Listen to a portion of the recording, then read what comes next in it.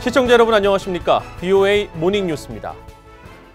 일정을 하루 연장하며 한국에 머물렀던 스티븐 비건 미 국무부 대북 특별대표가 23일 오전 미국으로 돌아갔습니다. 주목됐던 북한 측과의 접촉은 없었는데 미국 비난 수위를 높이고 있는 북한은 리영호 외무상이 직접 나서 폼페오 국무장관을 비난하며 실무 협상 재개 전망을 어둡게 했습니다. 서울에서 안소영 기자입니다. 일정을 연장하며 한국에 머물렀던 스티븐 비건 대북 특별대표는 출국길에서 취재진 질문에 어떤 답도 하지 않았습니다. 북한이 미한 연합훈련 종료 후 실무협상 재개 의사를 밝혔던 만큼 훈련 종료 시점 한국을 방문한 비건 대표의 북한 측 접촉 가능성이 제기됐지만 회동은 이루어지지 않았습니다.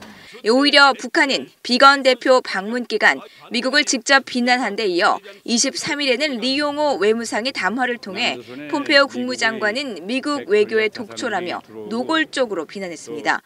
또 북한은 대화와 대결 모두 다 준비돼 있다면서 미국이 제재로 맞서겠다면 북한은 미국의 가장 큰 위협으로 오래 남을 것이라고 경고하기도 했습니다. 21일 폼페오 장관이 미 언론 인터뷰를 통해 김정은 위원장의 비핵화에 희망적이며 그러나 그러지 않을 경우 가장 강력한 제재를 계속 유지하고 비핵화가 올바른 일이라고 그들을 설득하기 위해 계속 노력할 것이라고 한 발언을 거칠게 비난한 겁니다. 전문가들은 미국 실무협상 재개 전망이 어둡다고 분석했습니다. 영변 핵시설과 제재 완화 문제 등을 두고 미국 양측이 서로 접점을 찾지 못하면 협상은 재개될 수 없다는 것입니다. 하노이에서 드러났던 비핵화에 대한 양측의 입장 차가 지금 전혀 좁혀지지 않고 있다는 점이거든요. 물밑 접촉에서. 북한 리용호 외무상의 비난 담화는 한국 정부의 한일 군사정보보호협정 파기 결정까지 고려한 전략적 움직임이라는 분석도 나왔습니다. 지소미아 파기까지 고려해서 자신들에게 보다 유리한 전략 환경이 조성했다는 인식하에서 아주 강도 높은 이렇게 비난을 하고 이렇게 치고 나왔다고 봐요. 반면 미북 대화의 실무와 책임자급 인사 개편이 예상되는 29일 북한 최고인민회의 2차 대의원회의가 끝나면 협상 재개 시점을 가늠해 볼 수 있다는 관측도 나옵니다. 서울에서 BOA 뉴스 안소영입니다. 마크 에스퍼 국방장관이 23일 정경두 한국 국방장관과 통화하고 한국 정부의 한일 정보보호협정 지소미아 종료 결정에 대해 거듭 우려를 표한 것으로 알려졌습니다. 한국 측 요청으로 이뤄진 이번 통화에서 에스퍼 장관은 지소미아 종료에 대해 우려와 실망감을 나타내며 미한일 안보협력 유지를 위해 긴밀히 소통하고 협력해야 한다는 점을 강조했다고 한국 국방부 측은 밝혔습니다. 이에 정경두 국방장관은 일본이 한국 정부의 노력에도 불구하고 무성의한 태도로 나와 불가피한 결정을 내렸다는 한국 측의 입장을 설명한 것으로 전해졌습니다. 앞서 미 국방부는 한국 정부의 지소미아 파기 발표 직후 한일 양국이 신속히 협력하길 권장한다는 논평을 낸 데 이어 한국 정부의 결정에 대해 우려와 실망감을 표명한다는 입장을 추가로 밝혔습니다. 아베 신조 일본 총리는 한일 군사정보보호협정 지소미아 종료가 미한일 3국 안보 공조에 영향을 줘서는 안 된다고 말했습니다. 아베 총리는 23일 기자들을 만나 이 같은 입장을 밝히고 앞으로 미국과 제대로 연계하면서 지역의 평화와 안정을 확보하고 일본의 안전을 보호하기 위한 대응을 해나가고 싶다고 밝혔습니다. 한국에 대해선 청구권 협정을 위반하는 등 국가 간 신뢰관계를 해치는 대응을 유감스럽게도 계속하고 있다면서 신뢰를 회복하고 약속을 우선시켜줬으면 한다고 말했습니다.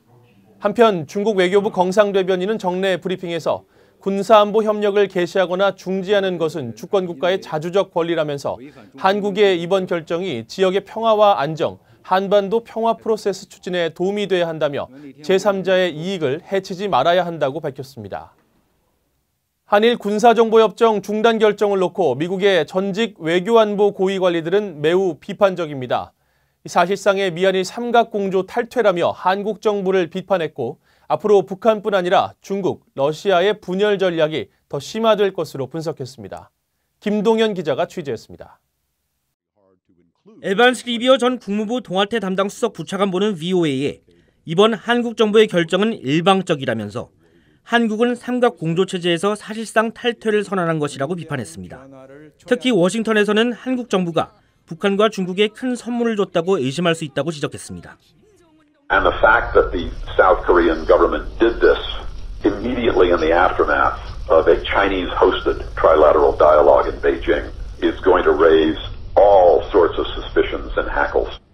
특히 북한은 오랫동안 미한 동맹뿐 아니라 미한일 삼각공조체제 분열을 노려왔다며 한국 정부 스스로 북한의 목표 달성을 앞당기는 데 도움을 줬다고 비판했습니다. 빈센트 브룩스 전 미한연합사령관은 매우 불행한 일이 벌어졌다고 밝혔습니다. 동북아시아 안보에 매우 중요한 한일 간 군사협정 파기는 다른 정보 공유까지 제한할 수 있다고 우려했습니다. Most unfortunate, because sharing of military information between Korea and Japan is very important to security in Northeast Asia. And the absence of such an agreement restricts even further that which can be shared. 이번 결정으로 70년간 영내 번영과 안정을 이끈 미한일 공조체제가 더 큰 위험에 직면하게 됐다면서 앞으로 벌어질 중국과 러시아의 공세도 우려했습니다. 미첼 리스 전 국무부 정책실장은 이번 한국 정부의 중단 결정은 국내 정치 이해관계를 자국민의 국익보다 우선시한 결과라고 평가했습니다. This is clearly a triumph of domestic politics in South Korea, superseding the national interests of the South Korean people. 이어 한국 정부가 계속 국내 정치적 조치를 이어간다면 미국의 전현직 관리들은 한국 안보에 해로운 위험으로 간주할 것이고 미한 동맹에도 직접 영향을 줄 수 있다고 경고했습니다. VOA 뉴스 김동현입니다. 북한이 유엔 안보리 결의를 위반하면서 폴란드, 독일 등지에 있는 외교 공관을 불법 임대 사업에 활용하고 있는 것으로 알려졌습니다. 각국은 이를 막기 위한 법적 조치를 취하고 있는 것으로 파악됐습니다. 오택성 기자입니다. 북한이 유엔 안보리 결의를 위반하며 해외 공관에 불법 임대 행위를 하고 있는 나라는 폴란드, 독일, 불가리아, 루마니아, 파키스탄 등인 것으로 유엔 안보리 대북제재위원회 전문가 패널이 지난해 밝혔습니다. 북한의 외교 공관 임대 사업 금지는 지난 2016년 북한의 5차 핵실험에 따른 유엔 안보리 차원의 제재입니다.